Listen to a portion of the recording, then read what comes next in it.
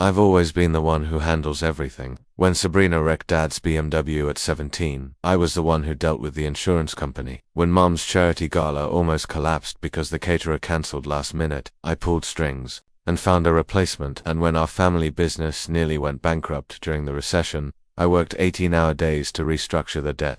That's just who I am, what I've always done. I'm Vivian Morrison, the responsible one, the reliable one, the one who cleans up everyone else's messes while they take all the credit. So, when Sabrina announced her engagement to Marcus Whitfield, heir to a hotel empire and, more importantly, a trust fund that could buy half of Manhattan, I wasn't at all surprised that planning the wedding became my unofficial second job. What I didn't see coming was what they'd ask of me just 3 weeks before the ceremony. "Vivian, darling, we need to talk." Mum's voice had that sugary tone she reserved for her most outrageous demands. She'd cornered me in my penthouse kitchen after Sunday brunch, while Sabrina and Dad whispered conspiratorially in my living room. I carefully set down my coffee cup. 20 years of managing family crises had taught me to brace myself when Mum used that voice. "What's wrong now?" "Nothing's wrong, sweetheart, it's just..." She gestured toward the floor-to-ceiling windows overlooking Central Park. "Sabrina and Marcus are starting their new life, and they need a proper home, something that truly fits their status." The realization hit me with an almost audible thud. They wanted my apartment. Well, when you phrase it like that, it sounds so transactional. Mum's laugh was as brittle as winter ice. "Think of it as a family investment. You're single, you don't need all this space. Sabrina has a husband now, future children to consider. This place would be perfect for entertaining his business associates." I stared at her, waiting for the punchline that never arrived. The Penthouse wasn't just my home, it was my sanctuary. It was the only place where I could escape the crushing expectations of being a Morrison. I'd bought it with my own money, earned through 70-hour weeks at the law firm where I'd become a partner before my 30th birthday. Every piece of furniture, every carefully chosen artwork, every thread of the custom curtains reflected my taste, my accomplishments, my independence. No, the word hung in the air like a thunderclap. Mum's perfectly arched eyebrows shot up. "Excuse me," I said. "No, Mum, this is my home. I'm not giving it up." Dad appeared in the doorway as if summoned by some family emergency signal. His face held the determined expression of a man used to getting his way through sheer force of will. "Vivian, be reasonable. Sabrina needs this more than you do. She needs a lot of things. A backbone, for instance, or a job." The words slipped out before I could stop them. 28 years of simmering resentment delivered with surgical precision. Sabrina emerged from behind Dad, her face flushed with indignation, even angry. She was stunning, the kind of ethereal blonde who seemed to glow from within, the kind of beauty that had always overshadowed my darker, sharper features. "That's not fair, V. You know, I've been focused on the wedding for 2 years, Sabrina. Before that, it was art school, which you dropped out of. Before that, it was your jewelry design phase, which lasted all of 6 months. Girls, please." Mum's voice carried the authority of a woman who'd spent 3 decades mediating sibling disputes. "This isn't about the past, it's about family. We support each other." I almost laughed. Support, as if the flow only went one way, with me as the eternal giver and them as the perpetual recipients. I support this family every day. I've been supporting it for most of my adult life, but I'm not giving up my home. The conversation continued for another hour, growing progressively more heated. Dad invoked family loyalty. Mom appealed to my sense of sisterly duty. Sabrina alternated between tears and accusations, portraying me as the selfish sister who refused to help her start her new life. I stood my ground. They left in a huff of designer perfume and wounded pride. But I knew this wasn't over. The Morrisons didn't accept defeat gracefully, especially not from me. The next 3 weeks blurred by in a haze of cold shoulders and passive-aggressive remarks. Family dinners became tense affairs where conversation died the moment I entered the room. Sabrina's pre-wedding events felt like diplomatic summits, with cousins and aunts choosing sides in a conflict they didn't fully grasp. I buried myself in work, taking on extra cases and staying late at the office. Hartwell, Clean and Associates had been my sanctuary since law school, the one place where my competence was valued over my compliance. Senior partner James Hartwell had become a mentor, and his wife Patricia had become the closest thing I had to a true friend. "You look like hell," Patricia observed when we met for coffee 2 days before the wedding. Her dark eyes, sharp as a hawk, missed nothing. At 65, she'd built her own media consulting empire and had little patience for family drama. "Thanks," You always know just what to say to lift my spirits. I'm serious. Vivian, you're wound tighter than a Swiss watch. What's going on? I told her everything. The apartment demand, the family pressure, how they'd practically ostracized me for refusing to give in. Patricia listened without interruption, occasionally jotting notes in the leather portfolio she carried everywhere. Let me get this straight, she said when I finished. They want you to give up your $1 million penthouse, the one you bought, with your own money, so your unemployed sister and her trust fund husband can play house. That's a somewhat simplistic way to put it, but yes. And when you said no, they decided to punish you by treating you like an outcast. They're not punishing me, they're just disappointed. Patricia's laugh was sharp enough to cut glass. Honey, I've been in crisis management for 40 years. I know manipulation when I see it. They're counting on you caving under the pressure. I won't. Good, but you need to prepare yourself. People like your family don't like being told no. They'll escalate. I should have heeded her warning. But even with 20 years of experience handling their dramatics, I wasn't ready for what happened at the Ritz-Carlton 2 days later. The Millennium Ballroom looked like something out of a fairy tale. Crystal chandeliers cast rainbow prisms across tables draped in ivory silk, and towering arrangements of white roses and peonies filled the air with their rich sweetness. 200 of New York's social elite mingled with champagne flutes and practiced smiles, the kind of crowd that could make or break reputations with a whispered comment. I'd chosen my outfit carefully, a midnight blue cocktail dress that was elegant without drawing attention. My goal was to blend into the background, to fulfill my duties as maid of honor with minimal family interaction. I should have known better than to think they'd let me off that easily. The ceremony itself went smoothly. Sabrina looked radiant in her custom Vera Wang gown, and Marcus played his part as the devoted groom. I smiled for photos and signed the marriage certificate as a witness, all while feeling like an actor in a play I no longer wanted to be part of. The trouble started during cocktail hour. I was speaking with federal judge Catherine Morrison, a distant cousin who'd become a valuable professional contact, when Mum appeared at my elbow with the subtlety of a freight train. Vivian, darling, could I borrow you for just a moment? There's someone I'd love you to meet. Judge. Morrison excused herself with a knowing look. She'd been in family court long enough to recognize domestic drama when she saw it. Mum led me to a quiet corner where Dad and Sabrina waited, Marcus hovering nervously beside his new wife. The photographer was nowhere in sight, but I noticed several guests had positioned themselves within earshot. Now that we're all here, Mum began, her voice just loud enough to reach our audience. I thought this would be the perfect time to discuss the apartment situation. After all, it affects the whole family. My stomach clenched. This isn't the time or place. When is the time, Vivian? Dad's voice boomed across the corner, drawing more attention. We've been trying to have this conversation for weeks, but you keep avoiding it. I'm not avoiding anything. I gave you my answer. Sabrina stepped forward, her eyes bright with tears that sparkled like diamonds under the ballroom lights. Viv, please, it's my wedding day. Can't you just think about it for me? The manipulation was masterful, turning my refusal into a wedding day betrayal. Positioning herself as the victim of my selfishness, I felt the weight of 200 gazes bearing down on us, the entire ballroom holding its breath for my response. Sabrina, I've thought about it. The answer is still no. But why? Her voice climbed to a pitch that could shatter crystal. You don't even use half the space. You could buy something smaller, more practical. We need room for entertaining. For Marcus's business, you need to find your own place. With what money? Dad's face was flushed with alcohol and indignation. Marcus is just starting his career. His trust fund isn't unlimited. The responsible thing, the sisterly thing, would be to help them get established. The irony was breathtaking.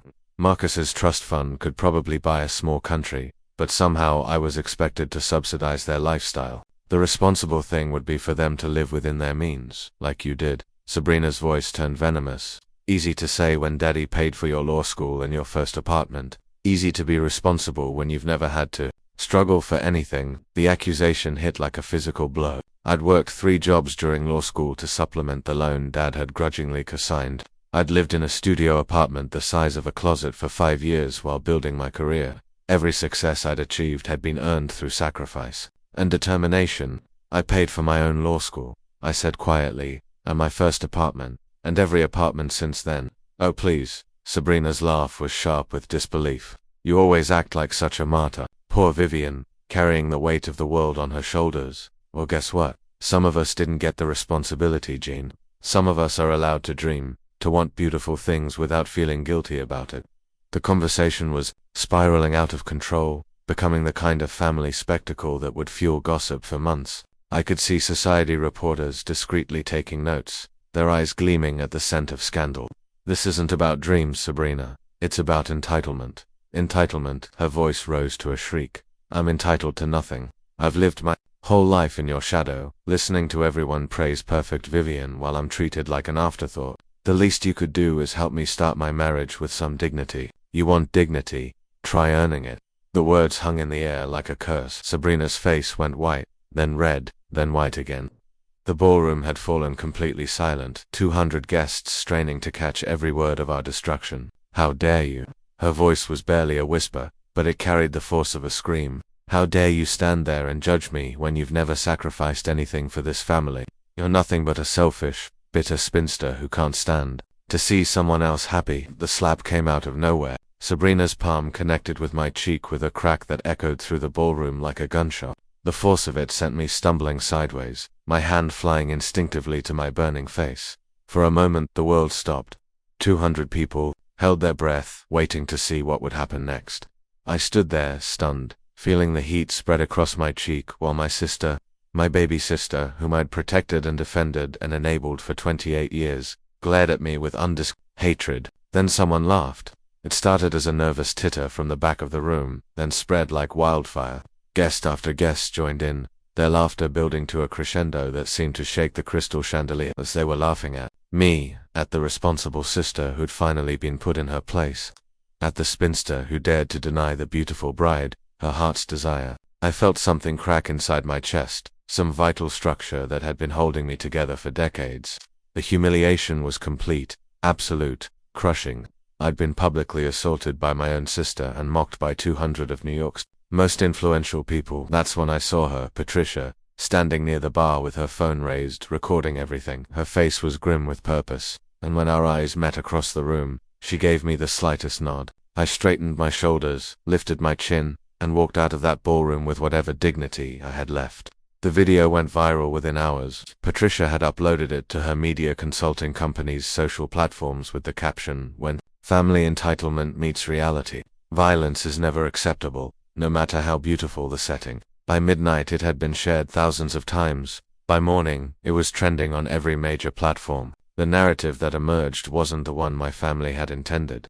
Instead of seeing a spoiled sister finally getting her comeuppance, the internet saw something else entirely. A successful woman being publicly humiliated and physically assaulted for refusing to give up her home. The slap, captured in high definition from multiple angles, became a symbol of everything wrong with entitled wealth and toxic family dynamics. The comments poured in by the thousands. Imagine thinking you can just take someone's house because you got married. The bride literally assaulted her own sister at her wedding. Stay classy, rich people. This is what happens when you mistake enabling for love.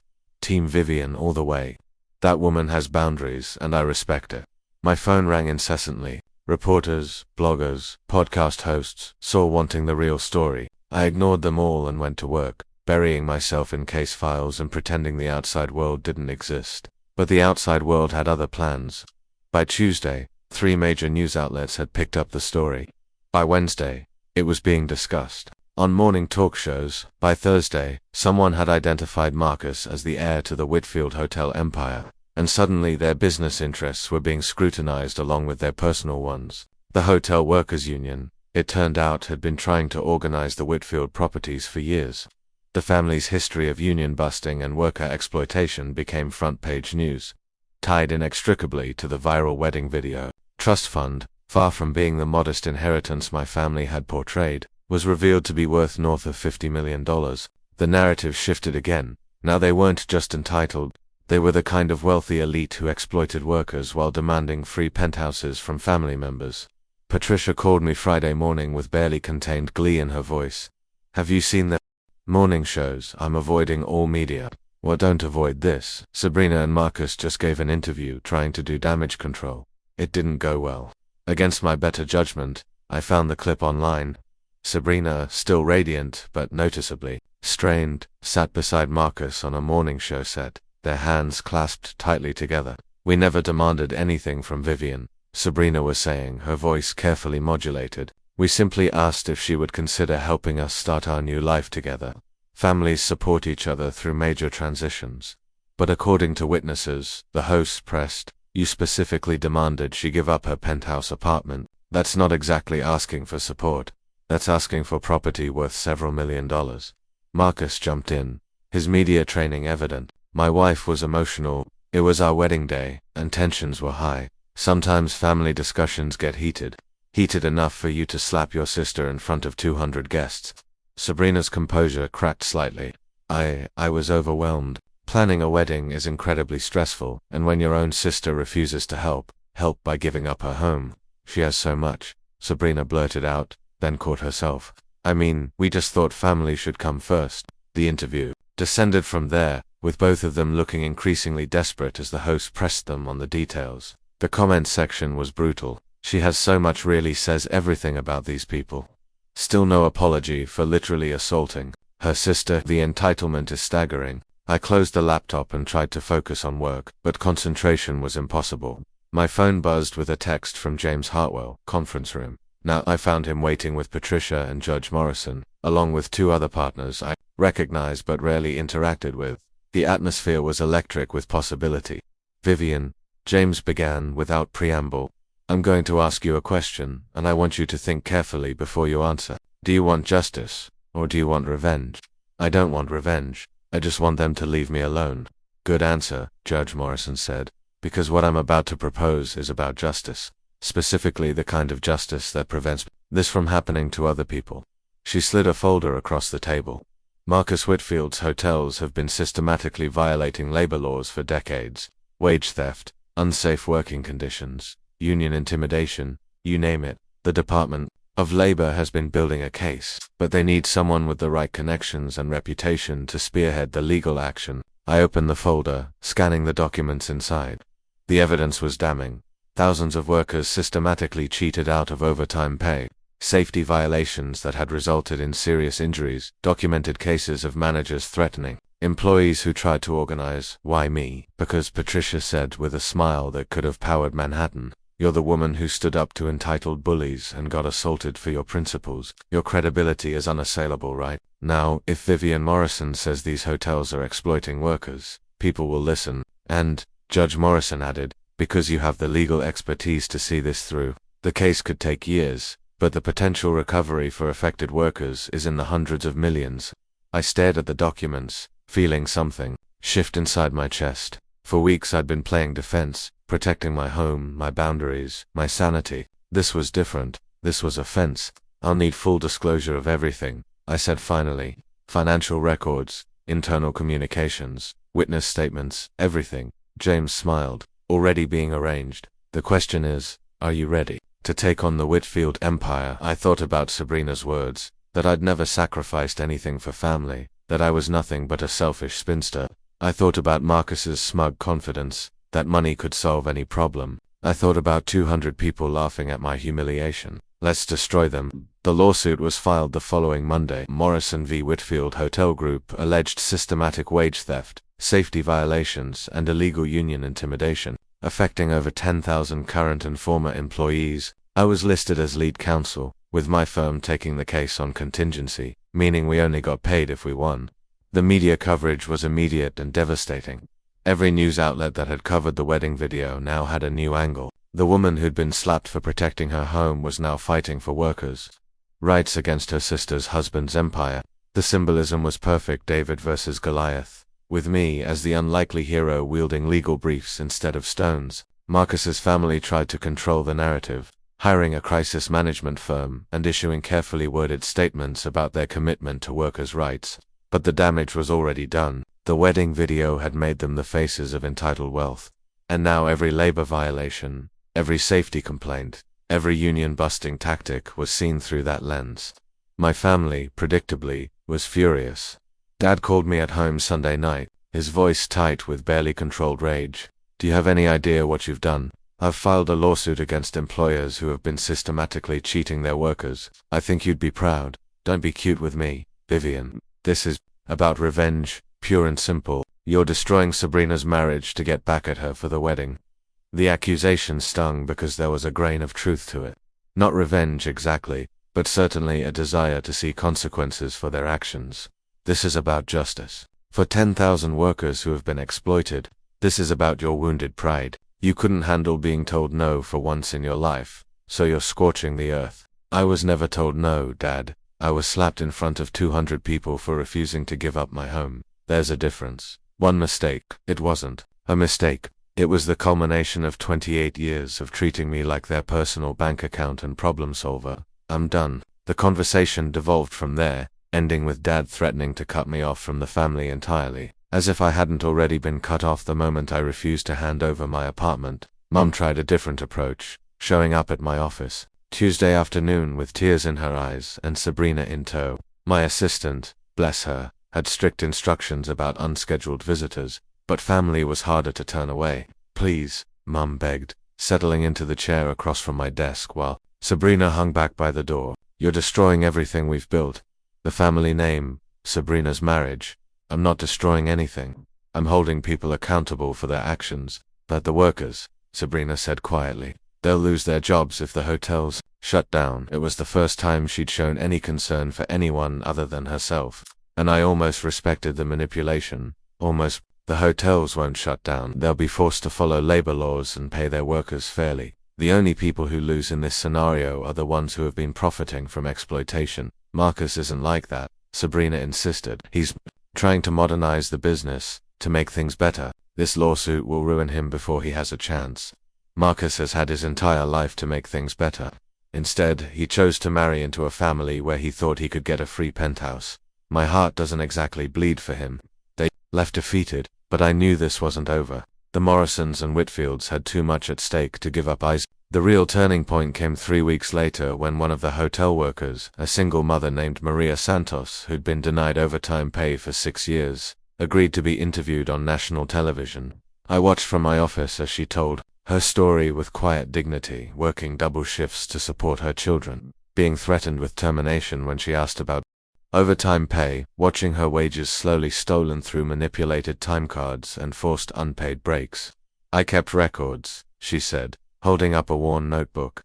Every hour, every day. Because I knew something wasn't right, but I needed this job. I couldn't afford to complain. The interviewer asked about the lawsuit, about whether she was hopeful for justice. Miss Morrison came to my apartment, Maria said. She sat at my kitchen table and listened to my story for 3 hours. She looked at every document, every pay stub. She believed me when nobody else would. That's all I ever wanted, someone to believe that what happened to me mattered. I had to step away from the television to compose myself. This was why I'd become a lawyer in the first place. Not for the money or prestige, but for moments like this. For the chance to be someone's voice when they couldn't find their own. The public response was immediate and overwhelming. Donation pages sprang up to support Maria and other affected workers. Labor organizations rallied around the case. Politicians, who'd previously stayed silent, suddenly discovered their commitment to workers' rights. Meanwhile, the Whitfield empire was hemorrhaging money and credibility. Stock prices plummeted. Business partners distanced themselves. Several major clients canceled contracts, citing ethical concerns. Marcus's parents made one last desperate play, reaching out through intermediaries to propose a settlement. They offered $50 million to make the case disappear. A sum that would have made me one of the wealthiest attorneys in the city. I turned it down without hesitation. This isn't about money, I told their lawyer during a tense conference call. It's about accountability. Your clients can keep their settlement offer and use it to pay their workers what they're owed. The trial began 6 months later in a federal courthouse packed with reporters and observers. I'd assembled a team of the best labor attorneys in the country, and we'd spent months building an airtight case. The evidence was overwhelming. Internal emails showed deliberate wage theft. Safety reports documented violations that had resulted in serious injuries. Former managers testified about direct orders to intimidate union organizers. Marcus himself took the stand in his own defense, his boyish charm wearing thin under cross-examination. I watched from the gallery as he tried to distance himself from decisions made before his time, claiming ignorance of practices that had been documented for years. Mr. Whitfield, the prosecutor said, you're listed as Vice President of Operations on documents dating back 5 years. Are you saying you are unaware of the systematic wage theft occurring in properties under your direct supervision? The company is very large. It's impossible to monitor every decision, but you found time to demand a penthouse apartment from your wife's sister at your wedding. The objection was immediate, but the damage was done. The wedding video had become part of the public record, establishing a pattern of entitlement and disregard for others. Sabrina attended every day of the trial, sitting in the front row behind Marcus with hollow eyes and perfect posture. She'd lost weight, her ethereal beauty now gaunt and brittle. The fairy tale marriage was clearly crumbling under the pressure. I felt a stab of something that might have been pity, but I pushed it down. She'd made her choices, now she could live with the consequences. The jury deliberated for 3 days before returning a verdict that exceeded even my most optimistic projections. $230 million in damages, plus punitive damages that brought the total to over $400 million.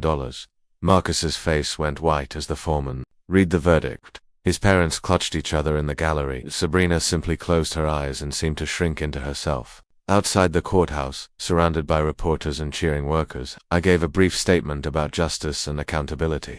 But all I could think about was Maria Santos standing beside me with tears streaming down her face. Finally vindicated. After years of exploitation, thank you, she whispered as the crowd dispersed. Thank you for believing me. Thank you for trusting me with your story.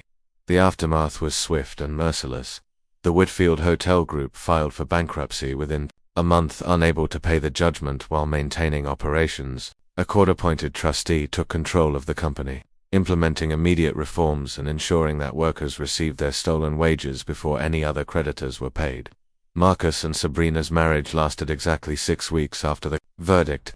The divorce was swift and brutal, with Sabrina walking away with a modest settlement that left her comfortable but far from wealthy. The prenup that had seemed so romantic during their engagement became a financial straitjacket when the trust fund evaporated. My family's social circle, built on decades of careful networking and strategic relationships, collapsed almost overnight. The Morrison name, once synonymous with success and respectability, became a cautionary tale about the dangers of enabling toxic behavior. Dad's business partnerships dried up. Mum's charity boards politely requested her resignation. They sold the family home and moved to a smaller place in Connecticut, far from the Manhattan society that had once embraced them. I felt no satisfaction in their downfall, only a deep bone-deep exhaustion that came from finally setting down a burden I'd carried for too long. Life settled into a new rhythm over the following months. My law practice thrived as word spread about the Whitfield case. I took on more labor cases, more David versus Goliath battles, where the odds seemed impossible, but the cause was just. Patricia invited me to dinner one night at her favorite restaurant, a quiet place where we could talk without being overheard. Any regrets? She asked over wine and perfectly prepared salmon. I considered the question seriously. About the lawsuit? No. About my family? That's more complicated. They made their choices, Vivian, just like you made yours. I know, but it's still hard to watch everything fall apart, even when you know it needed to happen. The thing is, Patricia said, setting down her wine glass, it didn't fall apart. It was already broken. You just stopped pretending it wasn't.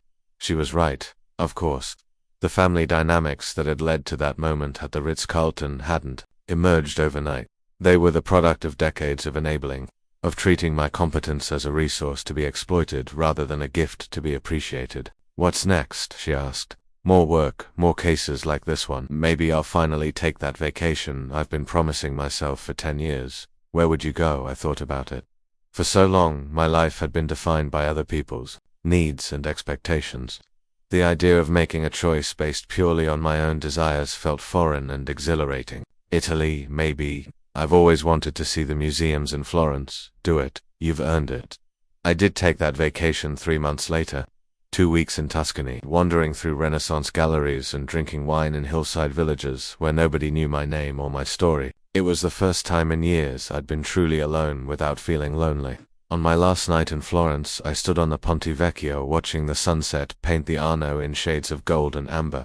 My phone buzzed with an email from Maria Santos, who'd used her settlement money to open a small restaurant in Queens. The attached photo showed her smiling behind a gleaming counter, surrounded by her children and a few early customers. Thank you for giving me my life back, the message read. You'll always have a table here. I closed the phone and tucked it away, content to watch the light fade over one of the most beautiful cities in the world. Tomorrow, I'd fly back to New York, back to my work in my penthouse and my carefully reconstructed life. But tonight, I was exactly where I wanted to be, with no one to answer to but myself, the woman who'd walked out of that ballroom 8 months ago, humiliated, isolated, questioning everything she thought she knew about family and loyalty, felt like a stranger now. The slap that had seemed like the end of everything had actually been the beginning. I'd learned that boundaries weren't walls meant to keep people out, but foundations meant to hold yourself up.